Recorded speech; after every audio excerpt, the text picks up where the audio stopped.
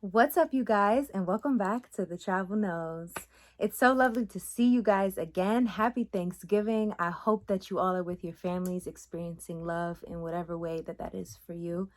I wanted to bring you a short but fun video. I was like, what is it that I love more than Thanksgiving? More than a low vibrational plate? What is it? And I was like, you know what? Gourmands. So how about I do a quick video just kind of featuring the best gourmands for me at the moment. And yeah, get you something to drink, get you your low vibrational plate, whatever it is that you want to do to feel comfortable to watch this video. Let's get into it. So first off, I do want to start off by saying I apologize for the glare here. I am in my mom's house, so there's not really many areas I have that I can actually film. So this is my place at the moment. So I'm sorry if that is distracting. Secondly, can we get into this cute little sweatshirt that I found at Zara along with these cute boots? Okay, listen, I love a steal. And I was like, you know what? My little Thanksgiving outfit was giving today. I will share with you out of which of these gourmands were actually my scent of the day that I used to accompany this outfit. But yeah, let's get into the video.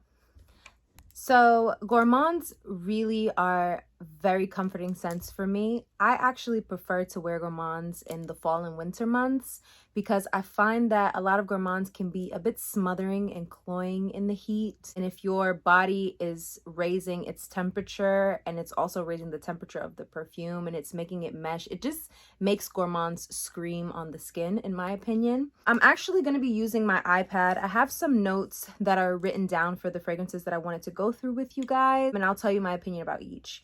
So the very first one that I'm going to be talking about is going to be Vanitas by Roma. I really do love this scent. It wasn't love at first sniff, but I smelled it on a card, and that probably was not the way that I should have had my first impressions. When I went back and I actually rubbed it into the skin, I actually found that I really enjoyed it. On Fragrantica, this is listed as a sweet, powdery white floral with vanilla, some warm spices, and citrus. The notes are vanilla, myrrh, African orange flower, and sandalwood. I'm going to be very honest with you guys. I don't get any of that. I can see where the myrrh and the orange flower would be, but to be honest, this composition just comes out to be cotton candy to me, in my opinion. Yes, a very realistic cotton candy is all that I get. And it's the pink with the blue cotton candy. And you may even have some of that cotton candy ice cream in the middle. But I get everything cotton candy. It's a bit bubblegummy.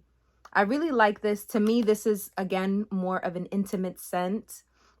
Sort of like confetto. This is something that I would wear with a boo or a bae. Or I would even wear it to work if I'm going to be outside and I kind of just want it to catch in the wind. But cotton candy is all I get. But you know, I do really enjoy it. I will end up getting a bigger bottle, but right now I was not ready to commit. I think the bigger bottle is somewhere around $250 or $275 US. And this travel size was $93. So I'm going to gauge how quickly I go through this. And if I go through it quickly, then I'll get a full bottle next time. But yeah, that is Vanitas. Next on the list, we have a scent that I actually really love. And that is EBK's Deep in Desire Yacht. This is gorgeous. This is freaking gorgeous. I'm going to tell you my thoughts, but let's get into how it's listed and what the notes are. So Fragrantica lists this as a woody sweet, fruity citrus, nutty chocolate, warm spicy, powdery cacao. Okay. Supercalifragilisticexpialidocious. And the notes are bergamot, grapefruit peel, camellia rose, grape, hazelnut, pink pepper, dark chocolate, and cedar. What I mainly pick up in this is the grapefruit, the hazelnut, the pink pepper, and the dark chocolate. Now, as much as I love this scent, I'm going to be very honest with you. I've seen several videos of people comparing it to my original favorite, and I have to give a shout out to One Umbrella for Two, the perfume One Umbrella for Two, because it was the first discovery that I found that's in this arena. One Umbrella for Two is the most unique scent that I've ever laid my nose on, and I tried it when I was in London. I immediately bought it. To me, this is almost striking to One Umbrella for Two. I do not think that if you have One Umbrella for Two that you also need EBK. And if you already have EBK, I don't think you need One Umbrella for Two. Whichever one you happen to stumble on first, that's the one you can get. They are really in the same realm. People that say, oh, this is more refined, it's more toned down here, it's more that I don't get that. To me, they are like strikingly similar. I won't say identical because nothing can really be identical, but it would be hard to tell. Now, I am gonna try it again when I get back to my collection in Atlanta, because that's where One Umbrella for Two is. And I haven't smelt it in a while, but it's a scent I would never forget. But I'm gonna smell them side by side and then I'll tell you what I think. But from my recollection, I don't smell the difference, and I don't think you need both. But it is a very beautiful scent. All right, on to the next one. Next on the list, we have one that I have seen polarizing reviews about, but I happen to love it. I smelt this in Romania, and she sprayed it on a tester strip, and I knew I loved it on the tester strip. I wasn't even really concerned with how it smelled on the skin, but it ended up meshing with my skin pretty nicely as well. This is Sweetie Oud by Roja Dove. This is a beautiful scent. All right, let's get into the accords. Fragrantica listed as a woody, aromatic, fresh, spicy, warm, spicy, amber, oud, balsamic, rose. I don't really get that, but we'll get into that. The notes are bergamot, rose, cardamom, agarwood, balsam, labdanum, Spanish labdanum, juniper, gaiac wood, cedar, patchouli, cumin. Listen, I'm a bit confused. To be honest, because this, first of all, it has like a pastry accord, I think is listed on the Roja Dove website. I don't see which of these notes were able to compose something that smells like biscuits and butter croissants, but it did. To me, I get a cold day. You're walking past a little French pastry shop, and the smell of the croissants is loud. It's very loud. All you smell is this freshly baked bread, maybe macaroons, or I would say macaroons, because it almost smells like how like a raspberry filled macaroon would smell. I get this pastry shop and oud.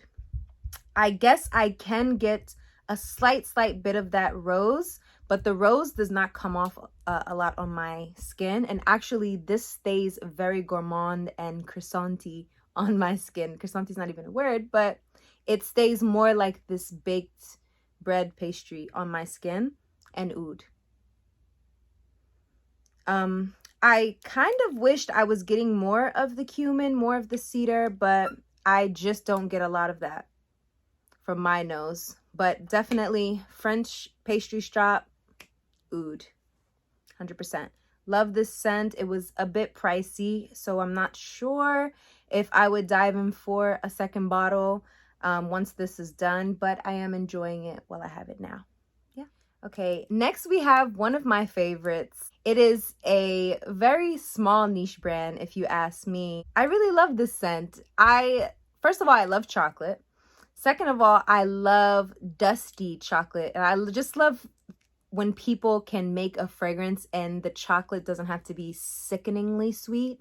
This is a chocolate that I do think a man could wear, but once you hear some of the other notes, you'll know. Anyway, the scent is Anti-Blues by Pierre, Guillaume, Paris. Yes. So I love this scent. Actually, I want to spray it because it's a complicated scent. But it's so nice. It's so nice, and actually it may lean masculine. Fragrantica lists this as a warm, spicy, cacao, sweet, woody, leather, tobacco, chocolate, amber, vanilla, balsamic.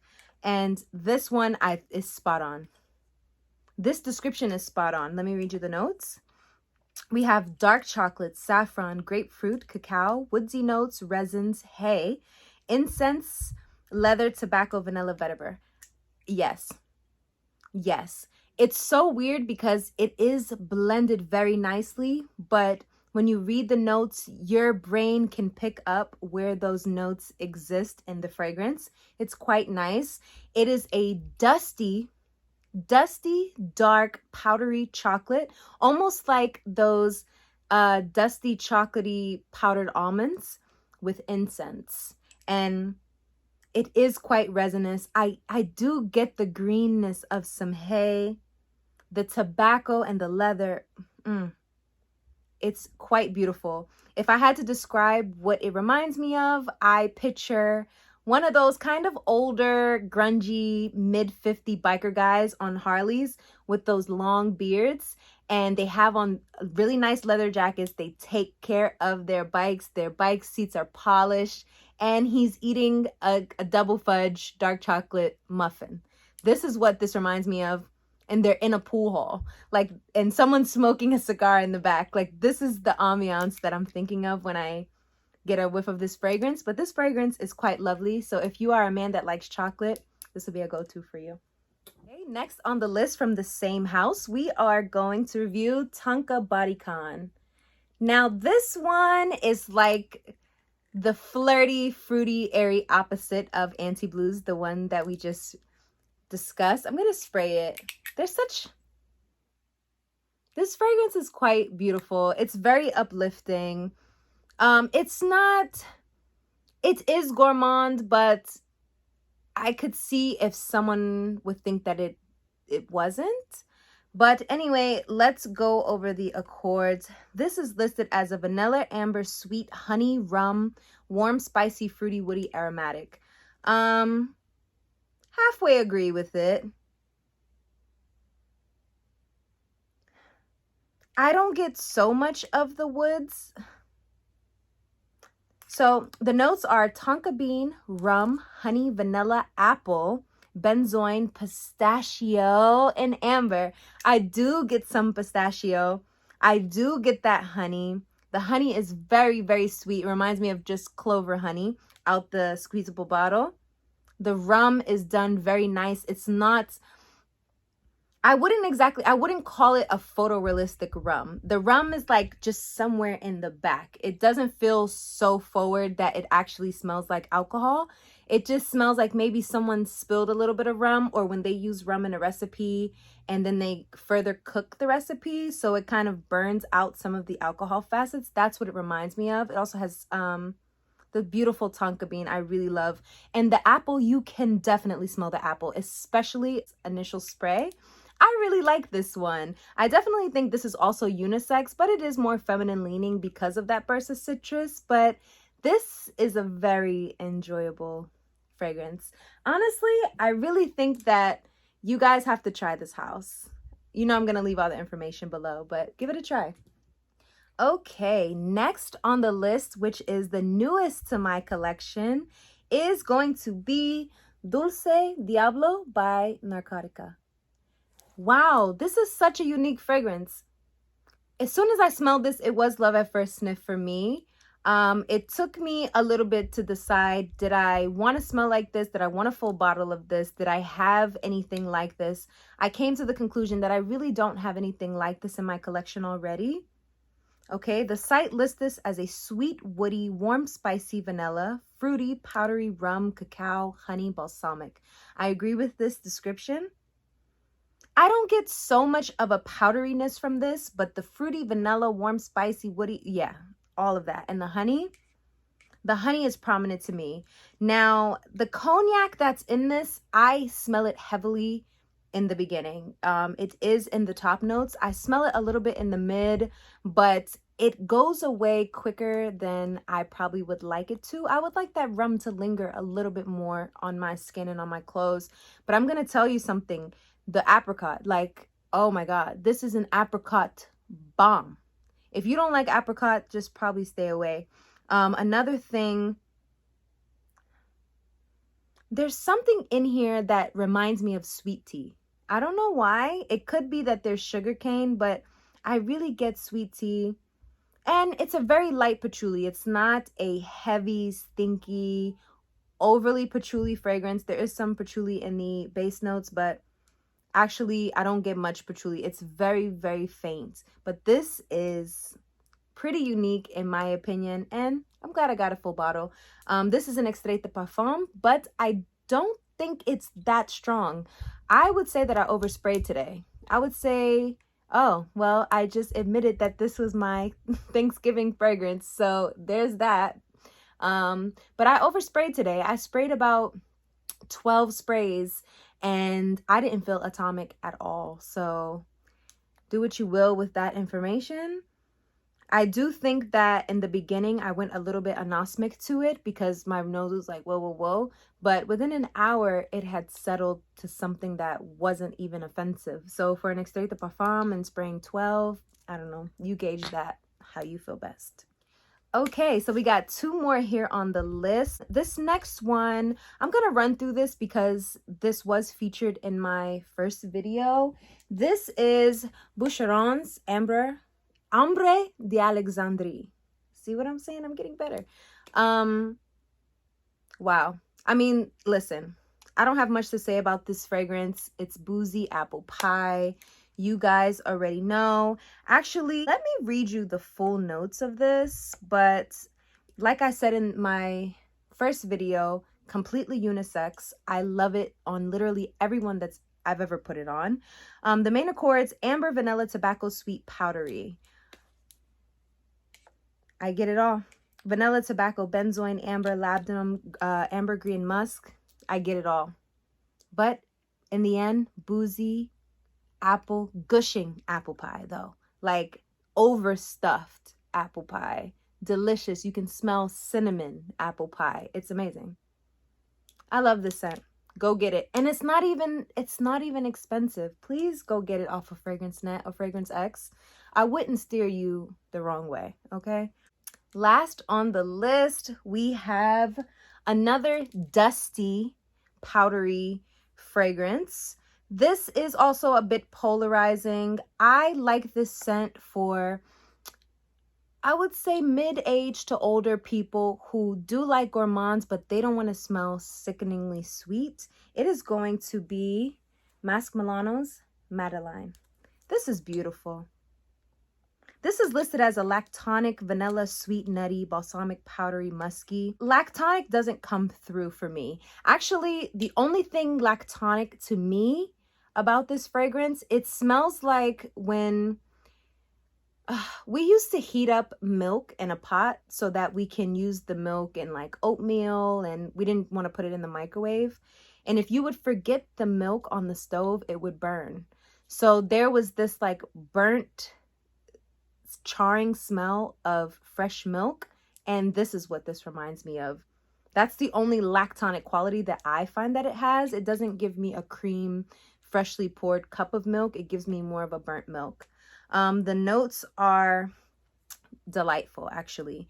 Whipped cream, chestnut, cumin, tuberose, cypress, geranium, milk, vanilla pod, musk, and tonka bean. I do get the whipped cream in the beginning, but it's freshly made whipped cream, not canned whipped cream from the store. It's someone who's whipping it in their kitchen, and they are in control of how much sugar they're putting. They didn't put a lot of sugar. You get roasted, almost burnt chestnuts as well, like almost slightly charred roasted chestnuts. And this is present for most of the fragrance for me. The tuberose is so faint for me. I kind of wonder how this fragrance would have turned out had they amped up the tuberose, but I do like how it's put together. I do get the cumin. I do get the vanilla, the musk, and the tonka bean. Again, I do get the milk, but it is burnt. This scent, I could see some people not liking it if you don't like dusty. Remember, this is dusty, dusty, dusty. This is not your sweet, creamy, you know, gushy kind of gourmand. This is just dusty. So keep that in mind. But again, it is still a beautiful fragrance to me. Oh yes, that was everything that I had to share with you on this beautiful Thanksgiving day. I want to go get back to my family, enjoy them, but I wanted to also spend a little bit of time with you. So yeah, enjoy the rest of your night, and I hope to see you guys in my next video. Bye, guys. Mwah.